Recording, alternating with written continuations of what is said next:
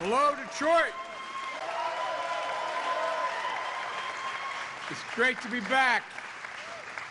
Before I begin, I just want to mention three pieces of good news today. First, through the leading rating agencies on Wall Street confirmed today, not a liberal think tank, two Wall Street outfits, that the economic proposals we put forward for the nation, the infrastructure law we just signed and the Build Back Better plan are being considered this week in Congress will not add to inflationary pressures in the economy. And here's what one of the agencies said, and I quote, "The bills do not add inflation pressures." Let me repeat that, do not add inflation pressures. Reason? Because the policies I proposed, quote, help lift long-term economic growth via stronger productivity, labor force growth, as well as taking the edge off inflation. A second point I want to make. We've learned today that job growth in the nation has been even stronger than previously reported. Every month since I've been president, the Bureau of Labor Statistics reports the estimated number of jobs created or lost in the country of that month. Then they go back and they look at more information and check their estimates against what actually happened and give us an updated final number. What we found out today is when they look back at the last 4 months, we actually created 710,000 more jobs in the country than previously reported, on top of the 5.6 million we already had created and been counted that we knew about. So it's good news that Americans are working and wages are up as well. Thirdly, with holidays coming, by the way, all sit down, man, if you have a seat. I'm not used to being president. Everybody's standing. I'm sorry. But Walmart and Target have made public today what they told me about a week ago, that they're stocked up for the holiday season. Their inventories are up, and they'll have all the toys, food, and other items that shoppers are looking for in the holiday season. That's going to happen. So, now let me begin. God, it's good to be back in Detroit.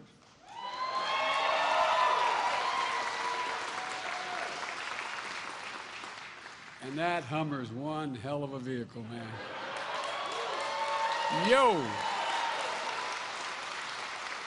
As we used to say in the Senate, as some of my senators, colleagues will know, like Debbie, excuse the point of personal privilege. I came up in an automobile family. My dad ran the largest automobile dealership. He didn't own it, just ran it for 30 years in Delaware. And so I was raised on cars. And I have a 1967 Corvette that I got as a wedding gift when my deceased wife and I got married. My dad could afford the payments. He couldn't afford to buy it. But the point was, I thought that was the hell's bells, man. 327, 350, 0 to 60 in 5.3 seconds. This truck, 3 times heavier. 0 to 60 in 3 seconds. Whoa! And besides, there's a beautiful red Corvette, maroon Corvette I'm driving home over here. Yolanda, thank you for the introduction. And President Ray Curry, thank you. No one does more to look out for American auto workers than Ray Curry. And it's great to be with you today, pal. And happy birthday. And I want to thank the team here at GM, especially to your chairwoman, Mary Barra. Mary, you're an incredible leader. You really are. Thank you for hosting us at the very same facility where you once served as a plant manager. I believe Mary gotten a promotion or 2 since then. I know a lot about that as a son of a car guy. 30 years ago, 40 years ago, my dad managed those dealerships back home. I used to work with my dad's operation, drive up to Mannheim Automobile Auction and bring back automobiles. And I guess I got a promotion too. Look, I got a chance to drive a pretty incredible machine back then. but I never could have imagined vehicles like the ones that I just took for a spin.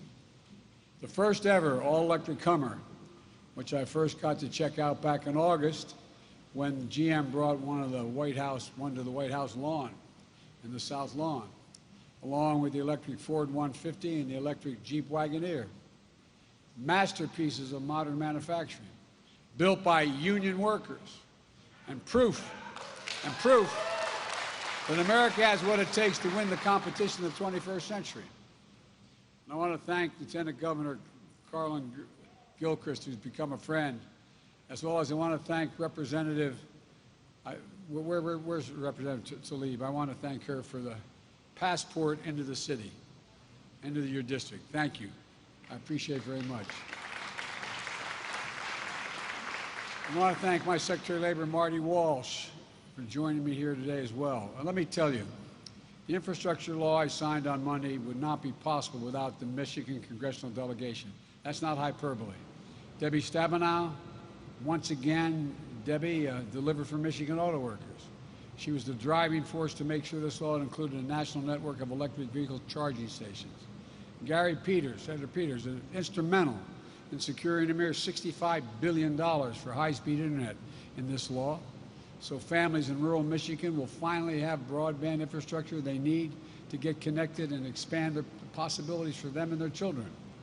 And Alyssa Slotkin, she can't be here today, but she knows that the competitive edge around the world depends on the strength of our industrial base here at home and the people who run that base. And Dan Kildee continues to be the leading voice for investing in infrastructure in small towns and communities, but so folks in every part of the state can compete. And Dan and Debbie are responsible for the additional tax credit of $4,500 for union-made vehicles.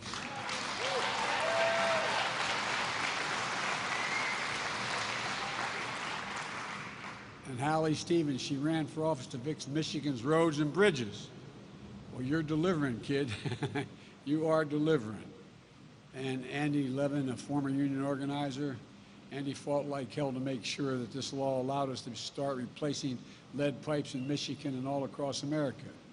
And Brenda Lawrence was a key fighter in clean drinking water as well. And we're lucky to have her leading the Democratic Women's Conference and serving in the leadership of the Congressional Black Caucus. Thank you.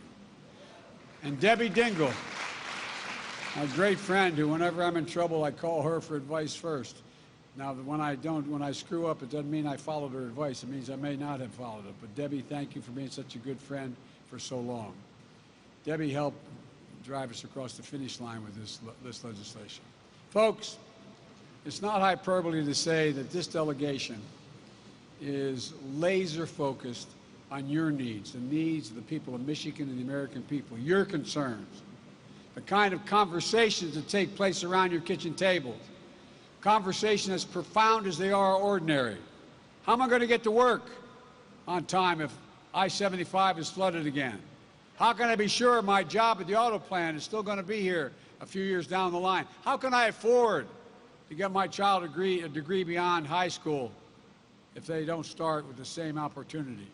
And more broadly, how do we emerge from this pandemic not just with a little breathing room, but with a real fighting chance to get ahead? There are the things that take place at the kitchen tables I grew up in. For most of the 21st century, we led the world by a significant margin because we invested in our people. We invested in ourselves. But something went wrong along the way. We stopped. We risked losing our edge as a nation. And China and the rest of the world are catching up. Well, we're about to turn that around in a big, big way. We're going to be building again. We're going to be moving again. And folks, when you see these projects starting in your hometowns, I want you to feel the way I feel, pride in what we can do when we're together as the United States of America. And it starts here in Detroit. In the auto industry, Detroit's leading the world in electric vehicles. You know how critical it is? Mary, I can remember talking to you way back in January about the need for America to lead in electric vehicles. And I can remember your dramatic announcement that by 2035, GM would be 100% electric. You changed the whole story, Mary, wherever you are. There you are. You did, Mary. You electrified the entire automobile industry. I'm serious. You led, and it matters. And drastically improving the climate by reducing hundreds of millions of barrels of oil that will not be used when we're all electric. You know, up until now, China's been leading in this race. But that's about to change. Because of this law, next year, for the first time in 20 years, in which American infrastructure investment will be far greater than China's. The first time in 20 years. We're going to put IBEW members and other union members to work installing a national network of charging stations along our roads and highways in our communities, over 500,000. And Governor Whitmer has already announced a proposal to expand electric charging stations along key travel routes across the state. And a few weeks ago, GM announced it's going to install 40,000 public charging stations, as we're going to unleash a lot more than that. Look, we're going to make sure that the jobs of the future end up here in Michigan, not halfway around the world. You know, that means that here in Detroit, you're going to set a new pace for electric vehicles. This is not hyperbole, this is a fact. With this infrastructure law, along with my Build Back Better plan, we're going to kickstart new batteries, materials, and parts production and recycling, boosting the manufacturing of clean vehicles with new loans and new tax credits, creating new purchase incentives for consumers to buy American-made, union-made clean vehicles, like the electric Hummer. Folks, or the Silverado, or any other of the 20 or more vehicles that GM's going to come out with in the near term that are electric. And spurring demand by covering federal government's enormous fleet of vehicles is what I'm going to do. I pledged when I ran, we have thousands and thousands of vehicles in the federal fleet. They're going to all go electric, all of them, down the road, supporting electric transit systems, electric school buses. And of course, that's not all the law will achieve. This law is going to start to replace 100% of the nation's lead pipes and service lines. As I stated earlier, every child in Michigan and across America can turn on the faucet and drink clean water. 10 million homes have those lead pipes going in, and 400,000 schools. Tens of thousands of plumbers and pipe fitters are going to get to work in good-paying jobs and help make the nation healthier. Folks, and there's an additional $10 billion nationwide to eliminate the dangerous forever chemical PFAS, which is an incredibly dangerous chemical. Look, this law is going to make high-speed internet affordable and available everywhere in America. Create jobs laying down that broadband line. Today, 14% of Michigan households don't have an internet subscription. Nearly 400,000 people in the state. A lot of places, there's no broadband infrastructure at all. This law is going to make high-speed internet affordable, available everywhere in Michigan. Urban, suburban, rural, going to create jobs laying down broadband lines. And in the 21st century in America, no parent should have to do what a lot of you did and they did in my state and all over America, should ever have to sit in a parking lot of a fast food restaurant again, just so their child can use the internet coming from that fast food restaurant. This is the United States of America, for God's sake. This law makes the most significant investment in roads and bridges in 70 years, fixing so many of those 1,200 bridges, 7,300 miles of roads here in Michigan that are in poor condition.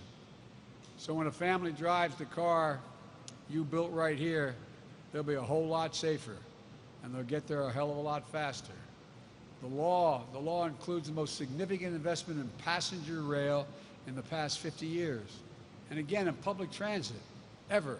I remember Mayor Duggan, who's not here, he's on a honeymoon. He's a good guy, I love Duggan. He helped pull this city out of a real tough spot. And he used to talk about, I found out, I didn't know it beforehand, that we didn't have, most of the jobs are outside the city. Significant 60% of the people who had those jobs outside the city didn't have vehicles to get out, didn't have cars to get outside the city. So we provided buses, transit, and guess what? Things began to change. Well, now we're going to change that again. Here in Michigan, that means replacing nearly 1/5 of the transit vehicles that are past their useful life.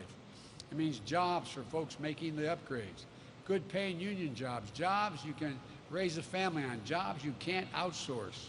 Folks, this law will modernize our airports, freight rail, our ports along the Great Lakes, making it easy for companies to get goods to market, reducing supply chain bottlenecks, and lowering costs for families. This law also builds up our resilience against extreme weather events. Here in Michigan, you know the cost of extreme weather. You remember the flooding this summer that shut down parts of I-75 and I-95, the power outages and tornado warnings. They were costing this state billions of dollars. Nationally, last year, listen to this, nationally last year, the extreme weather cost the United States of America $99 billion. $99 billion, from hurricanes in Louisiana to 20 inches of rain in the Northeast to fires in the West that literally consume more land than the entire state of New Jersey from Cape May to New York. That's how much is burned to the ground. This law builds back our bridges, our water systems, our power lines, our electric grid better and stronger. So few Americans will be flooded out of their homes or lose power for days and weeks at a time when a storm hits. This bill also rewards companies for paying a decent wage, for buying Americans, sourcing their products right here in America, not abroad. This will help the United States export clean energy technology, including electric vehicles made here in Michigan, to the entire world. There's so much more in this law, but most of all, this law does something truly historic. This law is going to help rebuild the backbone of this nation. When I ran for office, I said there were three reasons I wanted. One, to restore the soul of this country, decency. Two, to restore the backbone of this country. Working class and middle class folks, they're the ones that build America. And three, to unite the country. To rebuild the economy from the bottom up and the middle out is the way I look at the world. The blue collar, this is a blue collar blueprint to rebuild America and leaves no one behind. The same goes for my Build Back Better plan. It's for our people. If you're paying, for example, $14,000 or $15,000 a year for child care so you can work, a lot of families in America are doing that. My Build Back Better plan is going to make it a gigantic difference in your life because child care costs will be limited to 7% of your income. 7%. Look, my Build Back Better plan is going to provide access to better education. You know, one of the reasons we went ahead of the rest of the world at the turn of the 20th century is we're the first nation in the world that had universal education for 12 years, not based on any background or income. That pushed us ahead, but the rest of the world's caught up, and in many cases past us. If we were sitting down for the first time today and saying we want a universal education in America, would anybody say we'd only make it 12 years to compete in the 21st century? I don't think so. So what we're doing, we're going to make sure that every 3- and 4-year-old in America has access to quality preschool. School, school, school. And by the way, all the data shows that'll increase by 56% the possibility of them going through all the way through 12 years of school and on to after school, after high school. And young people graduating from high school will have access to education beyond high school. We're increasing Pell Grants for providing apprenticeship programs. And we're going to make a huge difference for those 2 million women in America who can't get back into the workforce right now because they can't afford child care. Look, my Build Back Better plan is going to help solve that. If you're one of the millions of Americans who's paying around $1,000 a month for your insulin, for example, my Build Back Better plan will make sure that we change that too, because it means that no one will pay more than $35 a month for the insulin. And under my plan, we're going to lower costs for prescription drugs across the board, allowing them to negotiate prices, lowering the cost of daycare, elder care, housing, health care, prescription drugs. That's what the plan does. My plan meets the moment of climate change as well. And one more thing. It's fully paid for. Fully paid. It does not increase the deficit 1 single cent. As a matter of fact, it reduced the deficit, according to the experts. And again, no one in America earning less than $400,000 will pay a single penny more in federal taxes. No one. And you say, well, how you doing that, Joe? Well, I tell you what, real simple. I come from the corporate capital of the world. More corporations incorporated in my state of Delaware than all states combined. And guess what? They ain't paying enough. Sorry, Mary. But here's the deal. Look, I'm a capitalist. If you're able to make $1 million or $1 billion, have at it. That's good for everybody, except pay your fair share. We have 55 corporations, 55 of the largest corporations in America, the most successful, paid not a single penny in federal taxes the last several years. And guess what? They made $40 billion. I want them to make money. That's good.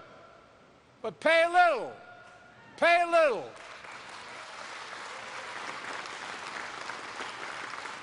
And that's how we pay for it, for real.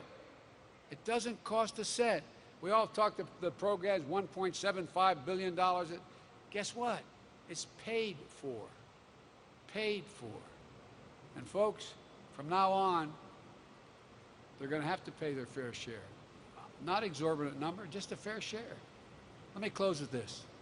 Throughout our history, we've emerged from previous crises stronger than we were before the crisis. One of the few nations in the world done that. Every major crisis has occurred in American history. Every one. We've come out stronger after it than before it happened. Because we invested in ourselves. During and after the Civil War, we built the Transcontinental Railroad, uniting us, East and West, creating jobs and opening up America in a way it never had occurred before. During the Cold War, we built the interstate highway system, transforming how Americans live their lives, allowing us to spread out across the nation. And now, as we work to put the COVID-19 pandemic behind us, we will build an economy of the 21st century. It matters. On Monday, I held a virtual meeting for 3.5 hours almost with President Xi Jinping of China. Years ago, when I was vice president, I was in China with him. We were near the Tibetan plateau, and we had over 25 hours of private meetings, me and an interpreter and he an interpreter. We got to know one another. Well, guess what? He turned to me one day, this is God's truth, my word is abiding, and said, can you define America for me? And I said, absolutely, in one word, possibilities. Possibilities. We're the only nation in the world that believes everything was within our ambit. There's nothing impossible once we set our mind to it. It's never been a good bet, as more world leaders had to hear me say, it's never been a good bet to bet against America. Never. There's no limit to what the American people can do. No limit to what our nation can do. Because, folks, and this is just not a political speech. I believe this is a fact of history. No limit. Given half a chance, just half a chance, the American people have never, ever, ever, ever let the nation down. Never. Because of this Michigan delegation, this new law gives our people a chance, more than half a chance. We're at an inflection point in world history. Things are changing, not just here, across the world. And the question is, how do we respond to it? What do we do? I truly believe, and I give you my word as abiding this, I truly believe that 50 years from now, historians are going to look back at this moment, the last 2 years and the next 4 or 5 years, and they're going to determine whether or not, in that moment, did America win the competition for the 21st century, or did we lose it? Because that's where we are. All the pieces on the globe are changing. But we got to get back in the game, folks. We don't have to hurt any other nation. We got to get back in the game now. Because, by the way, if we don't get back in the game and able to do it, who else is going to deal with the crises in the Middle East? Who else is going to deal with the Israeli-Palestinian issue? Who else is going to deal with all those issues that affect? Who else is going to be the nation that decides that we have to have a plan to deal with the next pandemic and lead the world, so we're not where we are now, because there will be others. Folks, I'm betting on America. I'm betting on the American people. We got to focus on what made the nation great. I have no problem with people on the Wall Street, bankers and others, fine. But they didn't build America. The middle class built America. And unions built the middle class. God bless you all, and may God protect our troops. Thank you, thank you, thank you.